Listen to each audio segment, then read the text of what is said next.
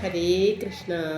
ഇന്ന് നമ്മൾ 16ാമത്തെ ദശകം എഴുതാൻ പോവുകയാണ്. നാരായണീയത്തിലെ 16ാം ദശകം ഇന്ന് എഴുതാൻ പോവുകയാണ് കേട്ടോ. അപ്പം നമുക്ക് ഭഗവാന്റെ പാദങ്ങളിൽ നമസ്കരിച്ചുകൊണ്ട് തുടങ്ങാം. ഹരേ കൃഷ്ണ കൃഷ്ണായ വാസുദേവായ ഹരേ പരമാത്മനെ പ്രണതക്ലേശനാശായ ഗോവിന്ദായ നമോ നമ. ഇന്ന് ഈസ്റ്ററാണ്. അപ്പോൾ എല്ലാവർക്കും വളരെ സന്തോഷത്തിലാണ്. ലോകത്ത് സമാധാനവും സന്തോഷവും എല്ലാം ഉണ്ടാവട്ടെ. എല്ലാ മക്കൾക്കും നല്ല ബുദ്ധിയൊക്കെ കൊടുക്കട്ടെ.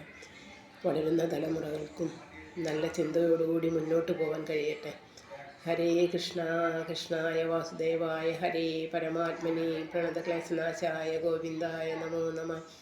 അപ്പം ഇന്ന് 16ാമത്തെ ദശകം നമുക്ക് സന്തോഷത്തോടു കൂടി എഴുതാം.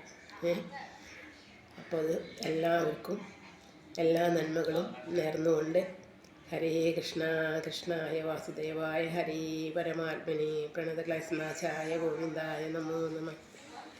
സർവത്ര നാമ സങ്കീർത്തനം ഗോവിന്ദ ഗോവിന്ദ.